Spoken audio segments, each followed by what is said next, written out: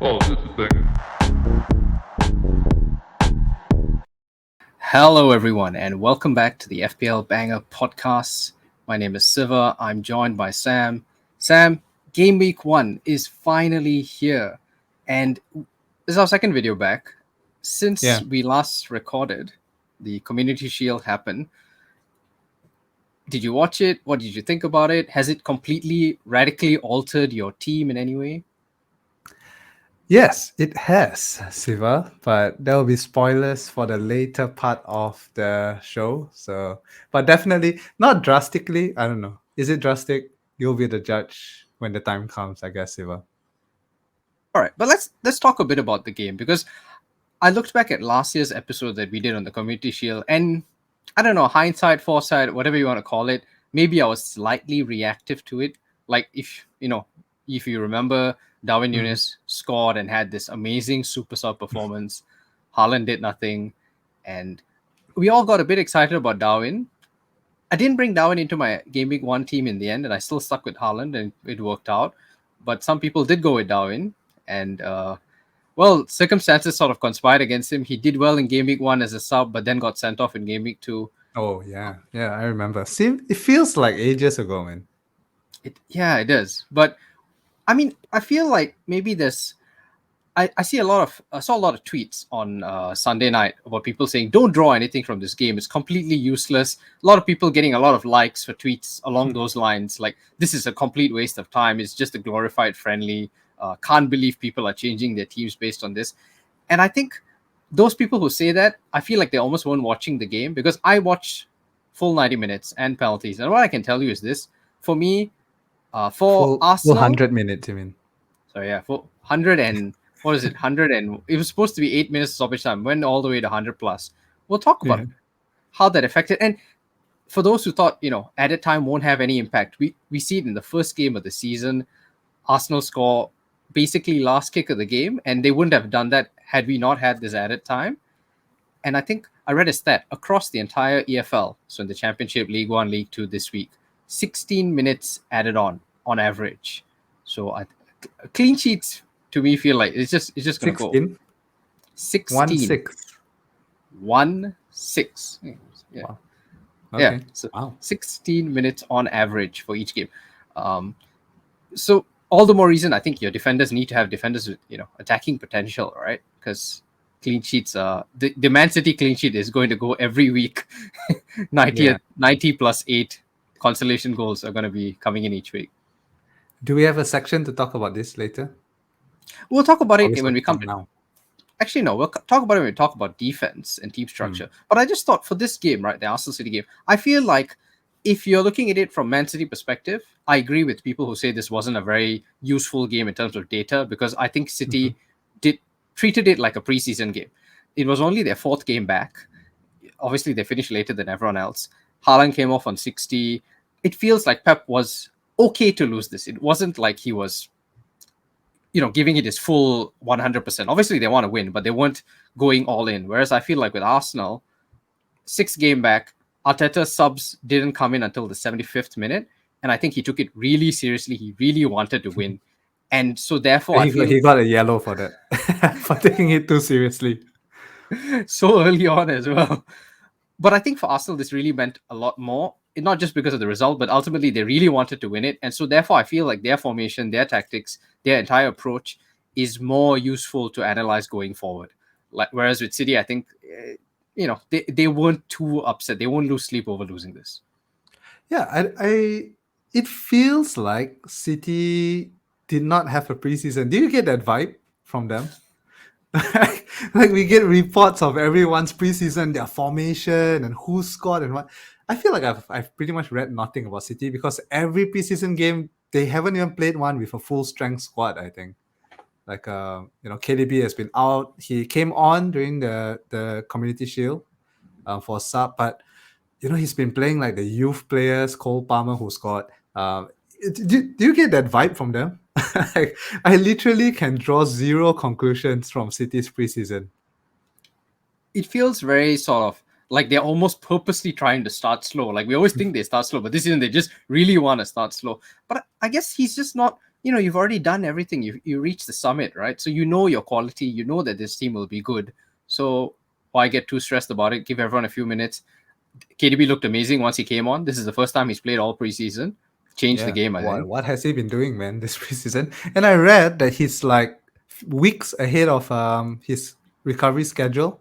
Yeah. Originally, he was supposed to come back like I don't know, end of August or something like that. Yeah, I Yeah. mean, he looks For ready. Yeah, he looked really sharp, right? For someone who hasn't touched the ball. I mean, Yeah. he probably has, but pretty much his first match since summer. Yeah. Let's talk about the main man, right? Because the discourse I think coming out of this was Erling Haaland, and he didn't have his best game. In fact, it was a very customary sort of Community Shield performance from Haaland now. Not only did he not have his best game, he maybe had one of his worst games in a City shirt, I think. Yeah. 13 touches in the entire game. He played 60 minutes. 0 XG, 0 shots. Not a great day for him. Has this, let's get into spoiler territory, right? Has this impacted your selection for your team? How seriously did you take this performance or non-performance from Haaland? I honestly, I did not take it very seriously at all. But there is some I know a lot of people are referencing how so-called bad he did last year. There is some differences though. Last year, if you remember, he was still getting into promising positions. Just couldn't really get that final touch to score. He had, I think, 2 or 3 chances, maybe one big chance if I remember correctly. He was in the right position, just the finishing was not quite there. So that's why, people still had faith going into him. Like, okay, at least we have that he was in the right positions. Not yesterday though. 0 shots is quite bad. And look at his touches. None of it is in the penalty box. Most of it is not even in his own half, I think. Or at least half of it is not in his own half. Didn't look good, but again, I do agree. Community Shield is a glorified friendly, especially for City. I think they're treating it just like any other preseason game. So I don't think we can draw too many conclusions from that match from City's side. However, Arsenal, I think it gave a lot of insight on how Arteta plans to proceed in the season. So yeah, that's where we can really draw value from the match. Yeah, 100% agree. I mean, Haaland's not going to play William Saliba every week. Okay, so people just need to calm down. Like next week, he's playing. Who's he playing on Friday, Sam? First match against Burnley, right? Yeah. Taylor. Taylor Bayer? Howard Bell. You're thinking of Taylor Howard Bellis, right? Who No, Charlie is- Taylor, right? Oh, Charlie Taylor still plays for Burnley. I didn't check. Amin Al-Dakli, who is centre back / right back for them, who is a really good player in 5 years, if my FM game predicts stuff correctly. He leads my team, my Cardiff team, to Champions League and multiple Premier League titles. So Is he a wonder kid on FM? no, because he's already he's young, but it's not exactly wonder kid territory. But a solid, dependable 3-star player who does the job. Okay. I clearly haven't played FM in a while. But I mean, I played when Yaya Sonogo was in Wonder Kid territory. But coming back to Haaland, right? I just don't think, I feel like slight overreactions that people are having to this performance and, maybe he's finished and maybe we can start moving away from him, because ultimately they're playing like we got to sort of, it's hard. Right? I say this as an Arsenal fan, but we really have to start thinking like this is the second best team in the country. He's not going to play them every week. Most teams he's playing each week are way below this quality. He's going to have much easier games. So I really wouldn't stress out about this. Yeah, I agree. Okay. I'm surprised you not controversial, but you spoke about the Arsenal setup. So let's talk about how Arsenal did set up, right? How surprised were you to see Kai Havertz playing number 9? Not surprised at all. I kind of felt he would try it. And I think I saw on Twitter that a few people kind of predicted that it would happen. Give it a try. Now, whether he goes forward with it after the performance, I'm not too sure anymore. I think Trossard with the goal, especially how he did when he came on. But yeah, but it's an option. It is an option for Arteta. Havertz could play there, Trossard could play there, and Nketiah could play there. So now Last time we were concerned about 2 players, now we have 3.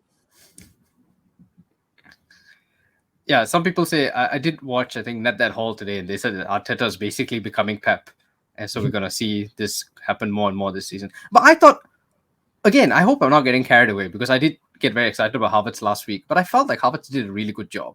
Like he held up the ball well, he brought people into the game. He also had chances, he missed them, but like I mean, to get 2 good chances against Man City is, I feel like, already a really good job. Against worse teams, he's going to get more chances if he plays that role. I feel he will score goals. And Arteta was really excited about how well he did. And Trossard didn't come on for Havertz, which I found interesting. Trossard came on for Martinelli. Havertz was one of the last people to come off.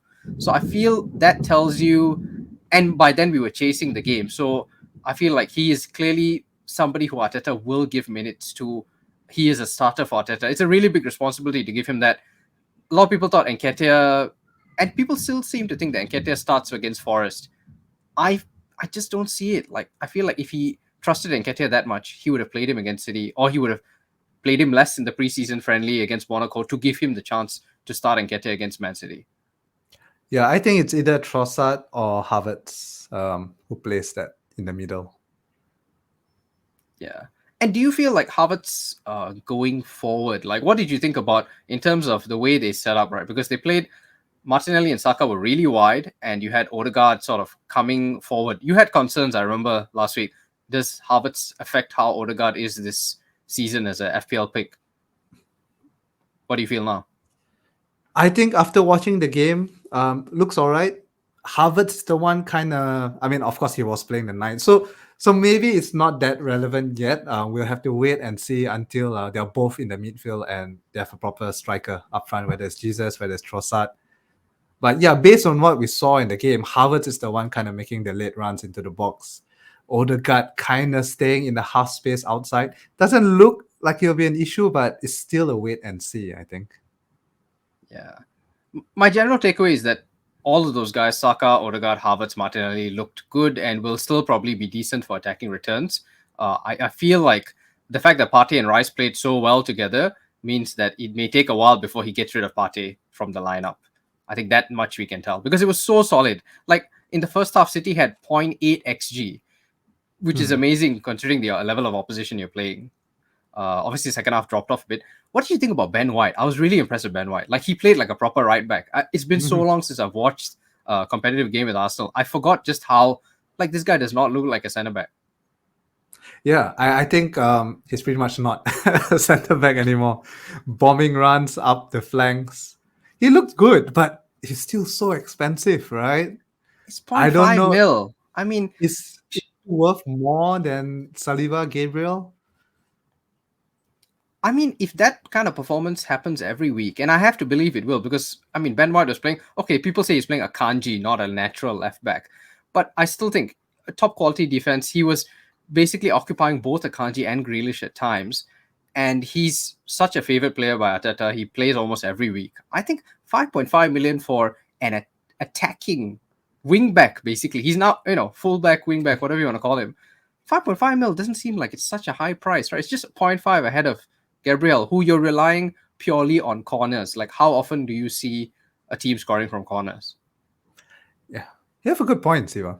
I wouldn't start with him, but I can see people moving on to White as the season progresses. Because if things remain like last year, not only clean sheets, not only the attacking potential, but even bonus points. I remember last year he was really mopping up the bonus points. So Yeah, have to wait and and see. as you A lot of always say, rumors, Siva, sorry. A lot of rumors about Arsenal bringing in a right back, though. we were linked with Cancelo earlier in the window. I suspect now that we've signed Timber, that's not on the table. Timber's not a left back, right? He's a centre back who can play right back. That's true. Actually, I was worried when Timber joined because it seems kind of a similar profile to White and maybe an upgrade based on reputation. But yeah, we have to see. So now he's playing on the left, right? While Zinchenko. while Zinchenko is out. Apparently, he's doing really well though on the left. He was sexy, man. I mean, that for me is just Timber was so sexy. Just watching him, like his footwork was too good. Like, how is this guy a centre back? he was running up and down the flank. He was walking around Walker and Bernardo Silva. He just looked amazing. And no coincidence that the moment he was subbed off, Tierney came on and immediately we conceded a goal. Like, there's just no coincidence there. I think Timber was excellent, given that it's not even his natural position. So a risk when Zinchenko comes back that Timber starts taking White's minutes starts. I think it's harder for Zinchenko to get back in, if I'm being very honest. Zinchenko a few weeks ago gave an interview where he said, this Timber guy might be even better than me. And I think he was only half joking. I think it'll be harder for Zinchenko to get back in. Pep and Arteta seems to have a competition on how many centre backs can you get onto the pitch right now. yeah, that's true. That's true. Okay, so enough about that game. I think we did learn a lot of useful stuff. And yeah, my big takeaway was Ben White. Obviously, I found this amazing because this was after the game. Arteta went up to Havertz and you could Siva hear with him the Havertz propaganda. It's going all in, mate. And I'll come to why it's relevant because even the stat guys, all the stat nerds are on Havertz now. I'll come back to why that's important. But this was Arteta after the match because he went up to Havertz and you could hear him on the screen saying, top, top, top. Like he was really happy with the performance. That carried on into the press match, the press conference where he said Havertz was superb, the way he pressed and it was so intelligent. Hang on, do it with an Arteta impression. Come on. He was superb. I can't do a Spanish accent. Okay, just read it then. I feel like if you had asked me like Ferguson or something, I could have tried, but no. Let's not lose our Spanish audience. But yeah, he basically said Havertz was superb. The way he pressed was amazing. He was in great positions, got in good positions to score. Unlucky not to score. Obviously, yes, he's supposed to say all this about his new expensive signing, right? But I just feel like people like Pep and Arteta aren't going to give free praise. Like I feel like if you do well, they will say it. If you do badly, they may protect you, but they aren't going to just gas you up for no reason. And this is why I think he starts against Forest. He might start as striker, and if not a striker, he'll be in a role that allows him to get forward. I think Arteta was really happy with how he got forward. And yes, if it wasn't Havertz, like I just think if this was a striker named, I don't know, let's just say Sam Jones, and he had 0.5 xG against Man City, everyone would be like, hey, I'm interested in that guy. I want to get him in my team. But because he's Kai Havertz, like, oh no, not again, not this trap again. Trauma he can't from score. the past year, yeah. Yeah. Don't you feel like that's happening right now? Like 0.5 xG, like Darwin did the same thing last season, okay, with the goals, but everyone got so excited. But because this is Kai Havertz, we're all scared. We don't want to go in. I do agree. Not only for Havertz, but I think for a lot of players, we do bring a lot of Reputation. bias. Yeah, reputation, bias from the previous season. I won't even say seasons. And it might not even be the whole season, just from the last 10 weeks of the last season, and we tend to bring a lot of bias coming into this season.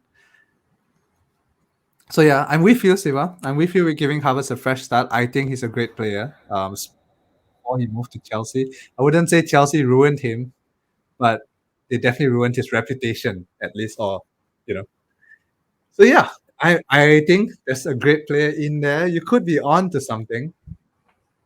Yeah. Okay. Enough Havertz propaganda. But I do think just in general, we came back to like Mahrez last year and all that. Like I think people, it's not even just their reputation from the last season. It's the reputation for when you last old them in FPL. I think that's what people bring into this. Like you just gotta check that at the door. Okay, let's talk about now. We've got a great graph on the screen from Rob TFPL, who updates these quite constantly. So follow him on Twitter. Projected goals. So Joao Pedro, Sam, and I think that's the big topic this week. Joao Pedro took another penalty for Brighton. He scored again. This penalty was with Pascal Gross on the pitch.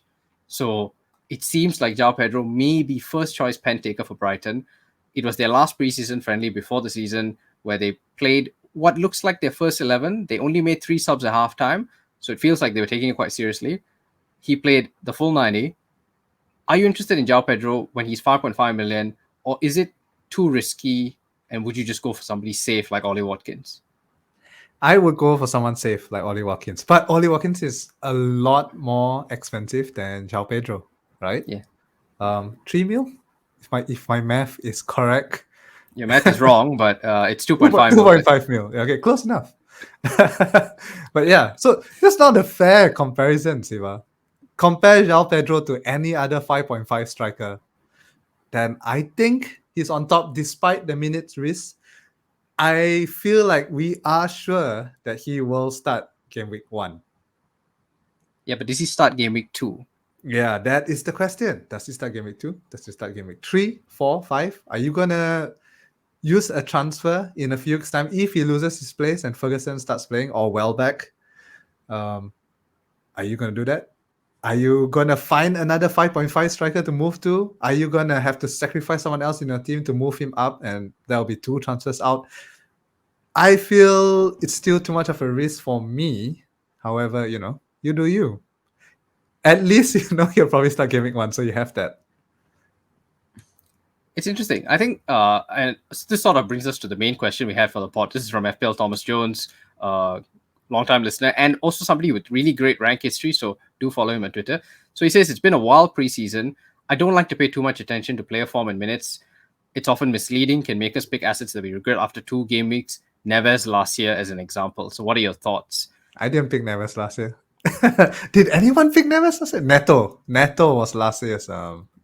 Maybe the trauma is so bad that he's confusing Neves with Neto, which I can't blame him. But you can find gems in preseason. Do you remember Ben Rama 2 years ago? Last year? I do remember Ben Rama. Yeah, 2 years ago. He did well when he came on, but it did not last that long, though. I have to admit, it's just good for a few weeks. Yeah, I agree. Though you can't put too much thoughts on returns from preseason, on goals and assists. However, what you can look is whether their minutes are secured, whether they are preferred, and any formation changes and the tactics. I think you can kind of get from preseason the tactics that they want to play with: counter-attacking, possession-based, blah blah blah. So that is what you can really gain from preseason. I'm with you. I think minutes is really important. I looked back at Arsenal's last preseason friendly last season against Sevilla, and we played the exact same 11 in that game as we did in the first game of the season against Palace. So I do think, and it makes sense, right? I mean, you're going to run out your final game. You do want to sort of try and firm things up and have a sort of test out ideas ahead of the new season. So I don't think it's relevant. Minutes are relevant. Obviously not goals. Like Kane scoring 4 goals against Shakhtar Donetsk shouldn't change your thinking, although it's hard to stop yourself. Richarlison scoring a hat-trick against Singapore's Lion City Sailors. Yeah. People throwing a lot of shade at Lion City Sailors. I get very offended. Like, we're Malaysian, so we're not Singaporean, but it just feels like come on, man, respect our league. But interesting about minutes, right? And so Thomas Jones did ask us about minutes. Joao Pedro has played the most minutes of any forward in Brighton in preseason, which is not a bad thing to do, I guess, considering the level of competition he has. And he's on pens. I feel like those two are really good. But like you say, Sam, no exit route. And this is what happened last season with Neto and Bailey, right? If you remember, a lot of people on Neto, a lot of people on Bailey. Both were 5.5. I think, was it 5 mil? Yeah, both didn't work out. In Leon Bailey's case, I remember it very painfully because game week 1, played well, didn't return. Game week 2, Gerrard benched him. Game week 3, I sold him, he scored. So I can see why the temptation is, let's just go safe. Go back to Ollie Watkins. He plays every minute of every week. I think Ollie Watkins is top 10 each season for minutes played amongst all players. He's made out of adamantium or something, never gets injured. He always shows up. But I just want to show a calculation. I just picked it out at random. You could pick any combination and get a different calculation. You take Joao Pedro, Salah, and Brian Mbeumo. Total cost is 24.5 million. Their projected goals is 38.5 goals. You take Ollie Watkins, Bruno Fernandes, and Gabriel Martinelli. Same price of 24.5 million. But if you look at this chart here, projected goals, 36.75. So there's a slight edge. Obviously, nothing's finite, but moneyballing it, Sam. Would this make you more tempted to include Joao Pedro because he enables somebody like a Salah? Joao Pedro's predicted goals are 9.5 goals. But that's assuming that you hold him exactly when he has his goals. And if he blanks the first 3 and you sell him and then he scores, I mean, there's a lot of variables. It's not an exact science. If FPL was this easy, everyone would win. But yeah, I get what you're saying. However, I like my assets to start, or at least be secured to start. We have a few exceptions. So I'm okay with Joao Pedro punt if that's what you're looking for. If you have an exit strategy, I mean, it's not that hard, I guess. You'd sell someone else and upgrade him to whichever striker is doing well. You can do it. I can see the appeal. Yeah, Brighton, especially if they keep going as attacking as they were last year, which looking at their preseason looks like it's heading in that direction. So I can definitely see the appeal. I mean, we've both said that if any one of these strikers for Brighton nail down a spot, whether it's Joao Pedro, whether it's Ferguson, I don't know about Welbeck though. Reputation, sir. You're bringing past reputation. Yeah, and Kudus is coming, probably Muhammad Kudus. Yeah, who is also a really good player. Yeah, but definitely an attacker from Brighton, if any one of them is nailed, would be a great option to have in your team. what do you think That's about? That's it. I don't have a Brighton player in my team. It's good because sorry. you didn't have one last week, so you've stayed consistent. So I like that. Like you're holding to your guns. What do you think about team structure and flexibility? Because everyone says, oh, you got Joao Pedro, he's 5.5 million. Where are you gonna go? There's only one guy. I think Carlton Morris from Luton is 5.5. You don't want to pin your entire season on a Luton striker, no matter how good they may be. So the common reply to that is that it only takes 2 transfers to fix this. If you go Joao Pedro and Salah, you break Salah into somebody cheaper and you can fix your problem. How easy is that once the season rolls? Because I feel like, I mean, it sounds simple, but I know from past experience, I never want to take hits early on, and I'm always going to be struggling to find 2 free transfers to make that move. So it's almost like you're baked into that structure. You're stuck with it until you wildcard. And is that really a big deal? Because you do have the wildcard. I mean, it's one of those, like, you could smash it if you need to. So how do you feel about team structure and flexibility at the start of the season? Is it important to be flexible? The right way of playing FPL is to make sure you're flexible by having players at specific price points where you know there are options, right? So make sure you have a player who's, you know what I'm getting at, right? Yeah. Because they tend, I don't know if FPL does this on purpose, but they tend to be specific price points where you can move to many players. So like, for example, in the midfield, there's so many 6.5 midfielders. Getting one enables you to move easily. That's an example. But yeah, that's the right way to play FPL. Okay. So basically, I don't follow the rule. But you advise people to try and follow the rule. I advise people off the rule, and it's up to them if they want to follow it. Personally, I don't like doing it because it's just not fun to me. If I feel there are multiple 6.5 midfielders that I like, I'll get them both, you know. I'm not gonna, but okay, I must have one 6.5 midfielder, one 8.0/8.5 midfielder, one. Do you know what I'm saying? Especially if there's no one at that price point that you really like, but you kind of force yourself to pick one. I generally just go for I'll pick 11 players that I like.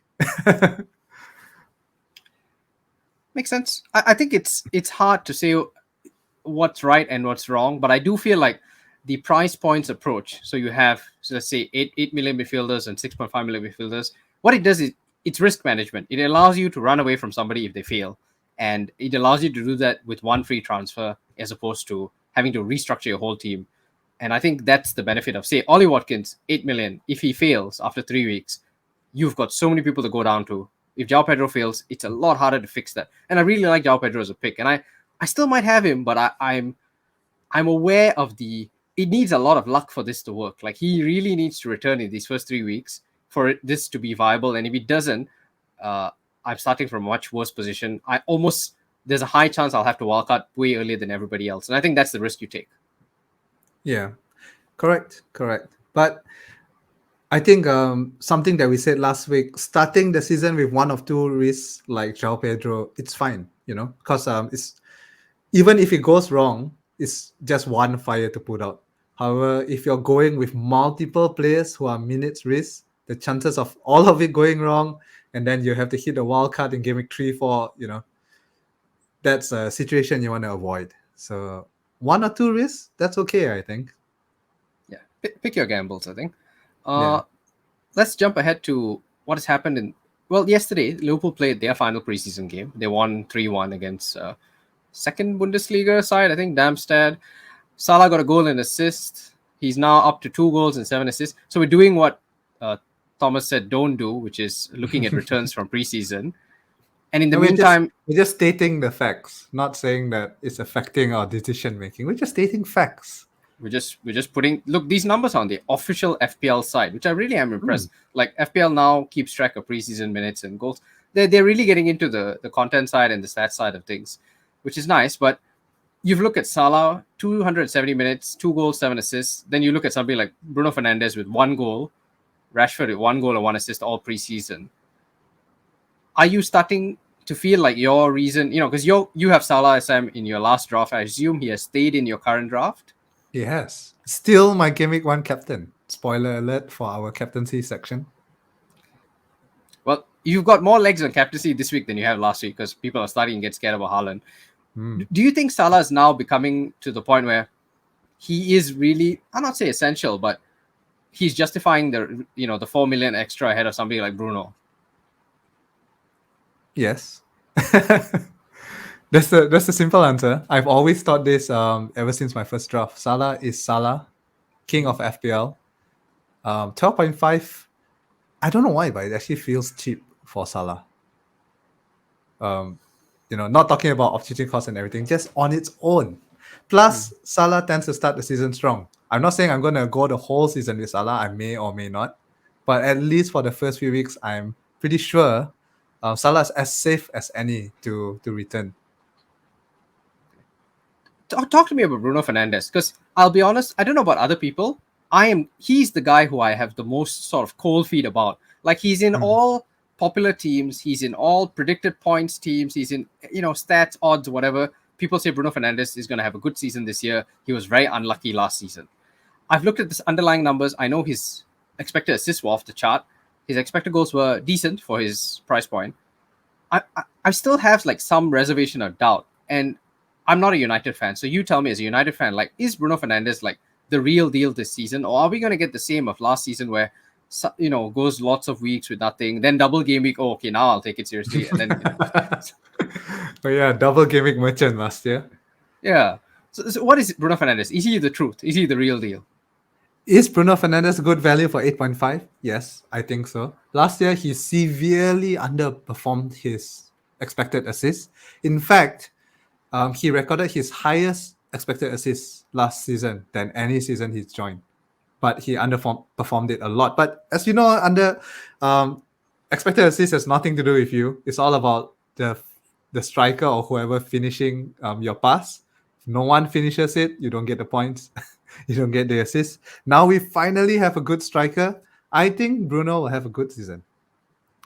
However, I think if Bruno has a good season and being the chief creator, the person he's creating for will have an even better season. That's why personally I feel the 0.5 that you have to pay to get Rashford is worth it over Bruno. In isolation, Bruno is a great pick, but I would rank him as the second best United pick after Rashford. Yeah, I'm in agreement with you. I think Rashford has always been like locked in every single draft. I feel like this is like talisman. He is the guy that makes this team tick in a way that you need to have him in FPL. So I'm down with that. Do you think that the fact that we now have this 20 minutes of stoppage time each week, that makes Bruno a better pick, even more essential in that sense? Or, well, not essential for you maybe, but even more a better pick simply because Bruno plays all minutes every single week, is a specialist at getting penalties in stoppage time and scoring them after the whistle is blown, that kind of thing. Yeah, I think it definitely increases its value. Not to me, not above Rashford, but still makes him a really good pick. I think he's gonna have a really good season. He's gonna make a mockery of his 8.5 million price tag. What do you think about the other midfielders from these two teams on the screen now, Liverpool and United, who we haven't spoken about? Your Jota, Diaz, Anthony, and also for forwards like Cody Gakpo. I have something to say about Cody Gakpo. I think he played in midfield yesterday. Yeah. Jota played up top. He played behind As an 8. Yeah, But I think that's great because the problem with Liverpool's forwards is that we have no idea who is nailed, aside from Salah. We don't know. We don't know if Diaz gonna play, Nunes, Jota, Gakpo. But the fact that he plays Gakpo at the back kind of increases the appeal because then you know he has multiple positions he can play. He can play on the left, he can play in the middle, he can play in the eight. Therefore, higher chance of him being in the squad and starting a game. So I like it, and I think Klopp really likes him as a player as well. He's the most Firmino-ish player in among all of them, right? Yeah. So yeah, I like Akpo.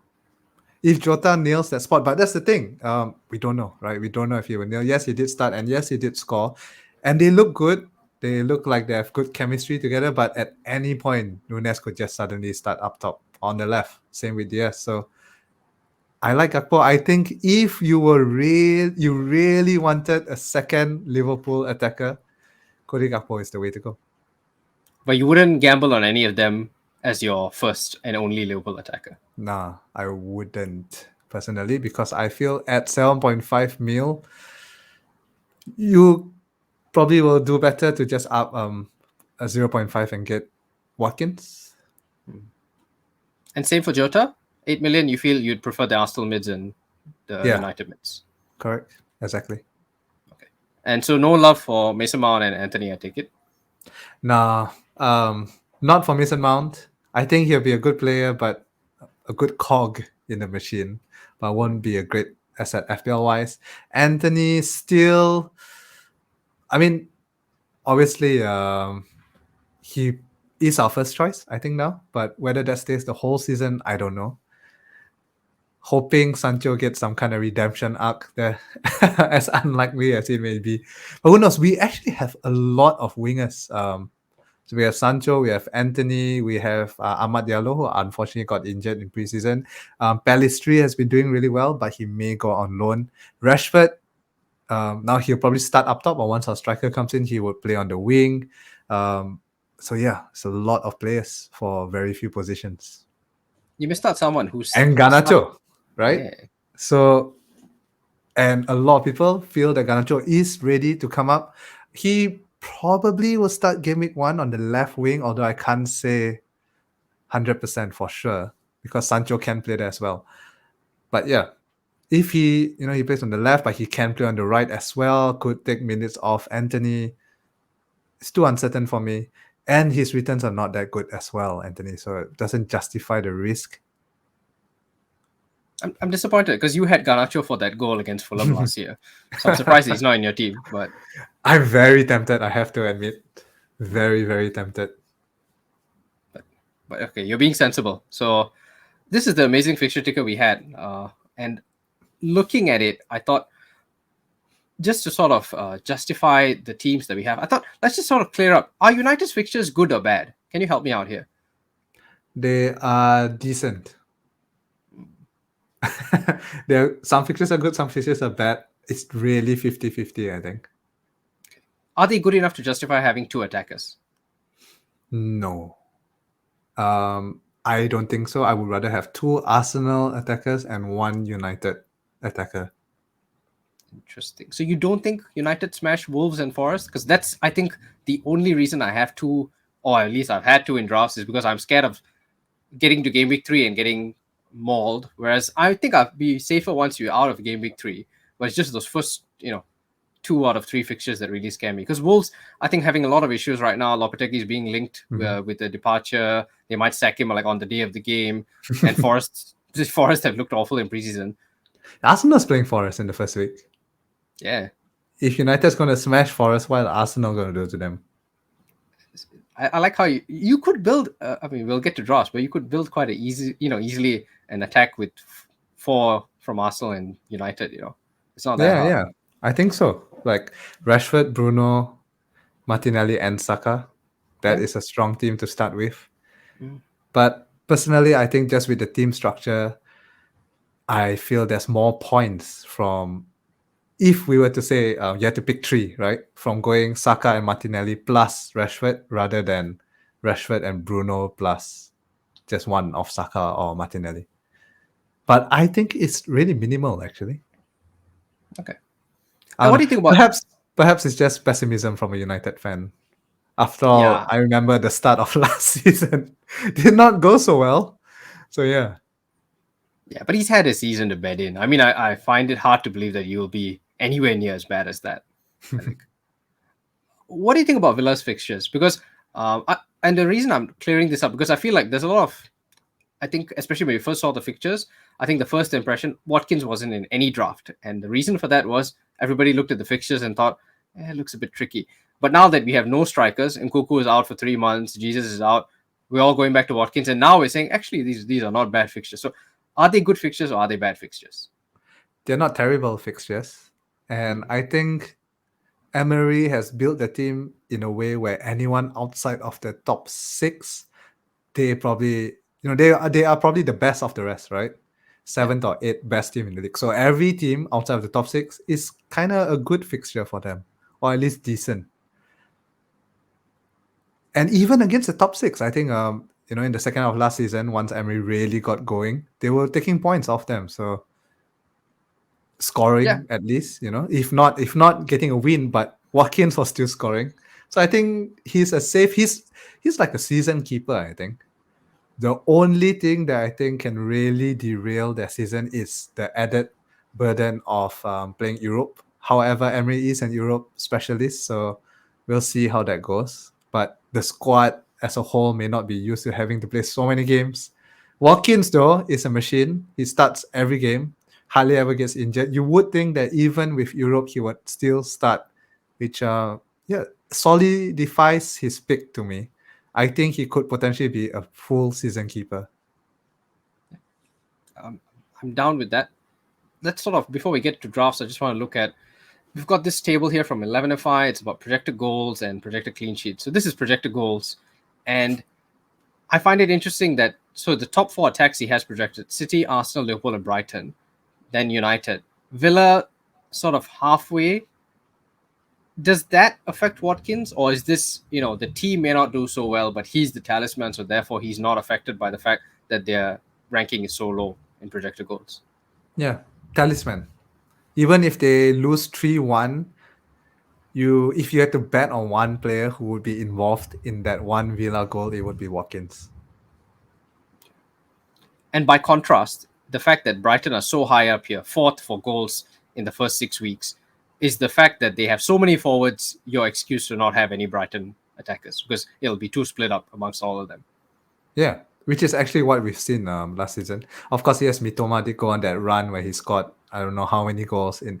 But then, after that run finished and things came back to reality, it was really spread out. Mitoma, March, Ferguson, Welbeck, Gross. But yeah, so Okay. Let's move on to projected clean sheets. And I find it interesting that it's City, Arsenal, Liverpool, and Chelsea as top four. I'm going to guess that without looking at your latest draft, Sam, you don't have any City defenders. You don't have any Liverpool defenders. You probably have City Chilwell. City has been top of the projected clean sheets for Forever. years. Man. But yeah, But we used to own City defenders, back in the all day, jokes aside, Laporte. right?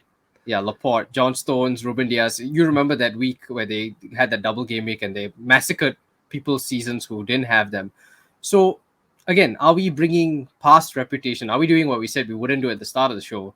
Are we bringing Yeah. past failures with City and not picking any of the defenders? We are. However, I don't think it was something as simple as this. Ooh, really loud thunder at your side, Siva. Very ominous that when we speak about not having any City defenders, there's thunder. So yeah, I was gonna say, if it happens just for a period, the last 10 games of the season, City stopped keeping clean sheets, then we could put it down to form. It kind of happened throughout the entire season, though. Could point to something more. Somehow they are having lapses in concentration in their defense. Teams are getting one goal against them, wiping out the clean sheet. However, if things go back to the way they were, if older FPL players will remember, like we said, 2-3 years back, a City defender was a must. double However, defense. yeah. I'm not going to start with them right now. However, I'm not shutting them up for an entire season, right? Like I said, sometimes people approach their game week 1 draft with the mentality that I need to get everything right. I'm not going to make a transfer the entire season. Everything needs to be perfect. No, you get transfers every week. Use your transfers. So I'm approaching it with the idea that no one is going to keep a clean sheet. I think we talked about this last week too. Clean sheets tend to be less, right, at the start of the season. So that's how I'm approaching my game week 1 draft. No clean sheets. Therefore, if none of them keep clean sheets, I don't want any City defenders because none of them really have attacking threat. Okay. The last topic I want to discuss, and I did have this. So this is from FPL Review, and I just wanted to talk about optimal teams. I know, Sam, I'm more into sort of projector points. You're not so much into it, but I I don't found this think really. I've ever used FPL Review. Yeah, this is not a paid ad, by the way. They don't pay us a single cent. Okay, so this is out of the goodness of our hearts. But However, if you do want to pay, hit us up. FPL Review is very good about that. Their service is that good. They don't advertise at all, but it's okay. I like it because it's got customizable minutes, so you can modify minutes based on. So if you think, say, Alvarez is only going to play 20, you can amend that, and that is then reflected in the projection. So that's pretty useful. So I ran this simulation today. It's like 1,000 simulation. Like it runs it over and over again. It takes a bit of time, but it's not too long. This is the team they come up with, right? So in goal, Steele and Pickford. The model likes rotating goalies. You do it with that what you will. In defense, it has Estupinan, Colwill, Ruben Diaz, Reece James, Sven Botman. I think Reece James is there ahead of Chilwell because people think he might be on pens, which I think the model assumes that he will be fit and not injured. Yeah, which again another thunder when we mentioned Reece James injury record. Very, very ominous. Midfield, it has Saka, Bruno Fernandes, Brian Mbeumo, Rashford, and Kai Havertz. Like the math is now on Havertz's side. He's in this projection ahead of Odegaard. And finally, up top, you have Haaland and Watkins with a 4.5 forward.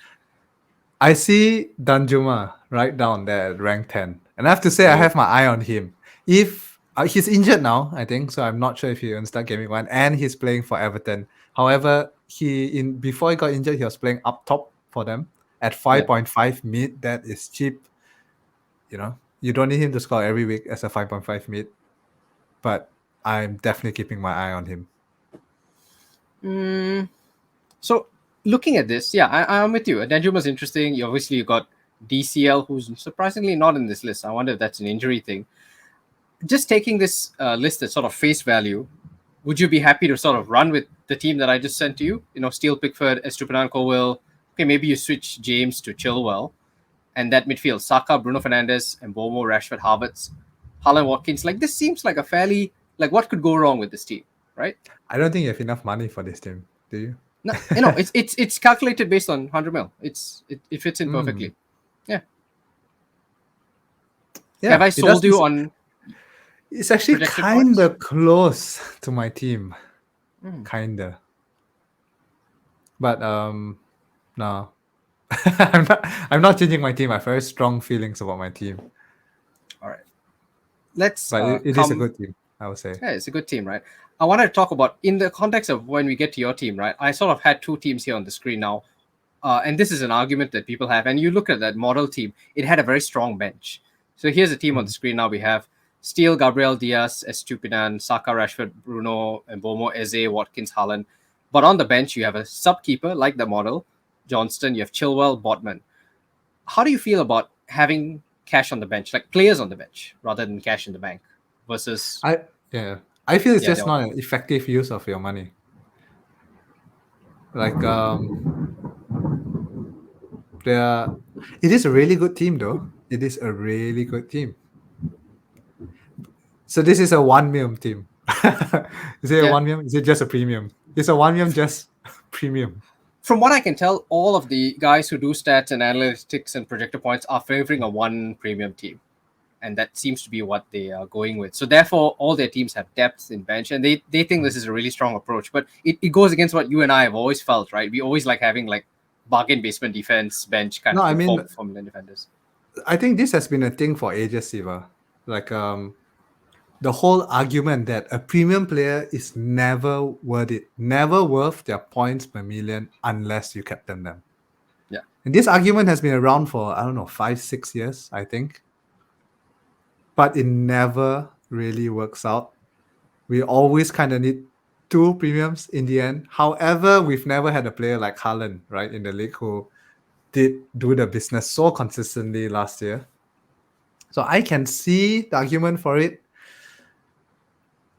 It does look like a good team, I would say. I have no comments, I guess. I was going to say perhaps you can use the money better instead of the bench and put it, in your team. But I'm looking at it right now and I don't see many places where you could really upgrade. Okay.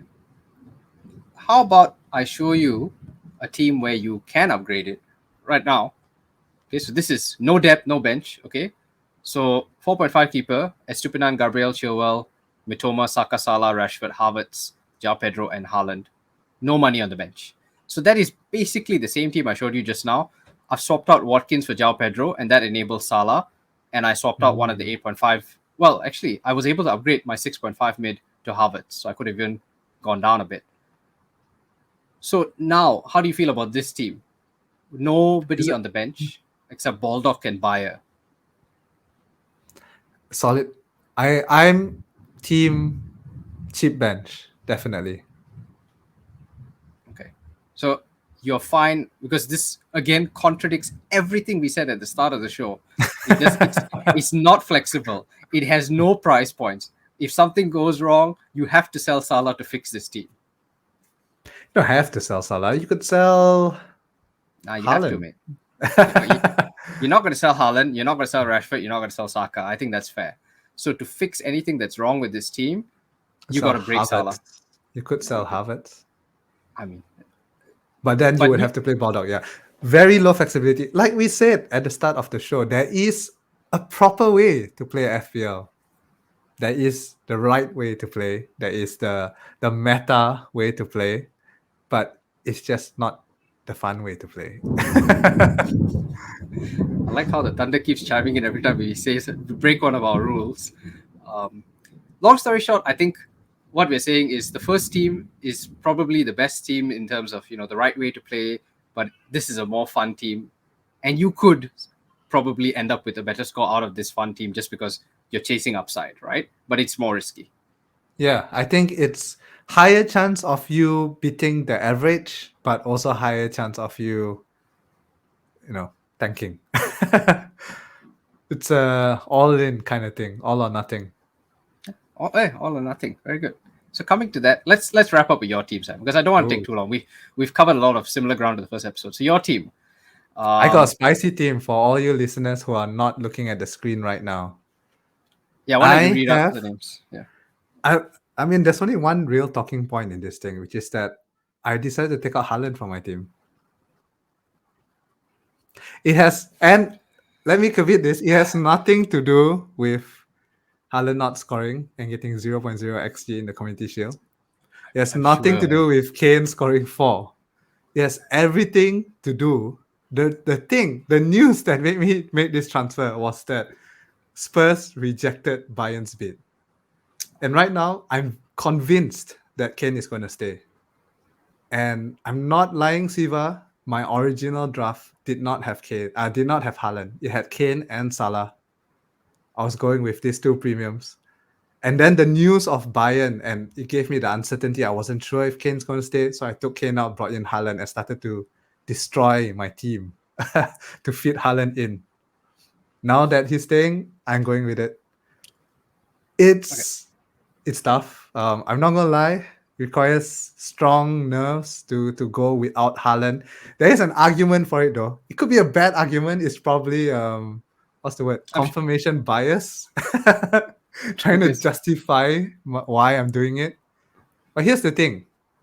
You have Haaland, right, Siva? Yeah, I do. 80%, 83% of FPL has Haaland or some stupid number like that.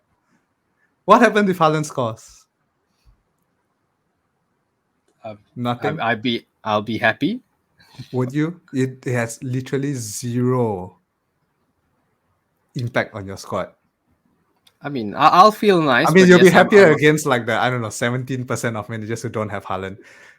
It has zero impact. Even if you captain him, zero impact. Everyone is going to have Haaland and captain him. okay. So this not having Haaland is essentially an all or nothing kind of play. You either shoot up if your pick outscores Haaland, the EO you get from it, it's you're gonna fly up above 80% of FPL. But at the same time, if it doesn't work out, you're gonna be at the bottom 20%. You're gonna be, end up with a gaming rank of 8 million or some stupid thing like that. But yeah, all or nothing, Siva. I thought about it, man. How annoying will it be if I have Haaland and he scores a hat trick, scores 2, scores 1, doesn't matter at all to your team. Zero impact. In fact, if someone triple captains in in one of those weeks, it has negative impact on your team, right? Because that's how high its ownership is. So essentially, you are betting the house, you are betting your entire FPL season, just to have fun, I guess. Okay. Let me just read out your team before I continue, right? Your team is Flecken, Chilwell, Anderson, Gabriel, Rashford, Saka, Eze, Salah captain, Julian Alvarez, Watkins, and Kane. Alvarez is purely, I got slight cold feet that City will do well. So I just want a bit of that action with Alvarez. Okay. So Alvarez is sort of your protection against Haaland. I get where you're coming from, Sam. I get it. It's not fun when you captain somebody at 200% EO, he scores, it makes no difference to your rank. I get that. But I think your problem isn't with Haaland, your problem is with math. Because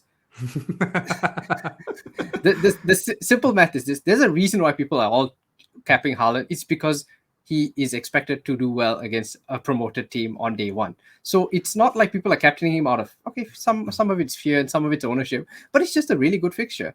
Like, I think Haaland versus Burnley is a better fixture than Kane versus Brentford. And the second week, I think Haaland's got a better fixture against Newcastle as opposed to Kane, who plays United. So I think in the course of a season, the points difference from Haaland and Kane, if it repeats from last year, will be minimal. it wasn't that big. It was Yeah, small. Of course, Haaland towards the end had a lot of games he didn't play. But then you factor in that Kane was playing in a team that was not good at all last season. Everyone expects Spurs to do better. If Spurs do better, Kane will do better, more goals, more assists, blah, blah, blah. Plus, now he has Maddison. He's not solely the person creating right now. He has a creative presence behind him. Yeah. I won't be surprised if Kane outscores Haaland this season. Or at least ends up really close. And he doesn't even have to outscore. He just needs to be close enough to justify my math is bad, 1.5. No, I don't know. The savings that you get going Kane over Haaland, right? 1.5, mate. Yes, I'll save you the trouble. 1.5. So yeah, I get this is not the right way to play FPL. It's not. I would never advise anyone to do this. But I just want to have fun, Siva. There is no. I like having fun. No, don't say there's no wrong way to play FPL. There is. There is a right way and there is a wrong way. The right way is to have Haaland. I'm 100% aware of that, Siva. I just want to have fun. Let me have fun with a Haalandless draft. And if it really goes bad, in Game Week 3, just transfer one of them out and get Haaland in. It's not that hard. And you only miss out of 2 weeks of points. Yeah. Kane scored 9 points less than Haaland last season. So if we take your theory that there's some regression due for Haaland, and by extension, Kane is due a slight uptick because Postecoglou's in and obviously a more attacking coach than Conte, and Maddison's there, so I can accept you. You've got a decent hypothesis. I don't have the guts you do, which maybe is the wrong way. Maybe I am playing this the wrong way because I'm not just being sort of stepping back and just being brave and just going in my gut. I'm being slightly scared. But no, there's no wrong way to play FPL, Sam. The only wrong way is to own Edison. And apart from that, I think whatever you do is fine. Mm-hmm. All right. I like it. I hope you stick to this draft. We'll see on Friday. I will. Mark my words, Siva. I've set my mind on it. It will be there. No Haaland draft. Yeah. I'm still stuck between those last two drafts I showed you. I haven't decided. It's basically Joao Pedro versus Watkins. I need to sit in a room and think about that. Common sense tells me Watkins is the right one, but Joao Pedro, man, he's just so sexy. Like, something about it. Getting a hat trick against Luton on day one, something I want it. We'll see. Just before we wrap up, if late team news comes in on Friday, Sam, and City start Foden and start Stones and all sorts of other stuff, will that change your lineup? If they start Gvardiol at 5 mil, would you start changing this lineup? Not for a defender, because again, I don't expect them to keep many clean sheets over the first few weeks. If Alvarez is not starting, my backup would be to. So right now I have one 4.5 mid. I'll just switch Alvarez to a 4.5 fodder, and then move up my 4.5 mid to Mbeumo or something like that. Speaking of 4.5 mids, if you are looking for one, on the screen there's Anderson there, but I haven't had time to change it yet. I think there's a lot of talk on. I'm not even going to try and pronounce his full name. Chukwuemeka. Yeah. I like that. Don't you like that I could predict where you were going with that? Not bad, Siva. Not bad. Yeah. And you pronounced it well, I think. No one will tell us we're wrong. But yeah, looks expected to start, I think, by Chelsea fans to fill in for that Nkunku role while he's out. So it's going to be a 4.5 mid playing as a 10. And he's good. He's a good player, a really good talent, creative player. So I think if you need a 4.5 mid, he's the one to go. Okay, fair enough. I like that. I think Kani's a good, interesting pick now that Nkunku is out for 3 months. And he's 4.5, unless you're very concerned you want triple Chelsea, which now seems less likely with the Nkunku injury. So yeah, fair enough.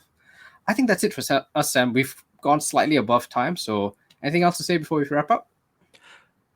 Not green arrows. What was it we said? Get a good start of the season. Have fun playing FPL, everyone. Have fun. Yeah, and if it goes wrong, Consider there's always a Haaland draft. Do it, guys. Do it. Do it.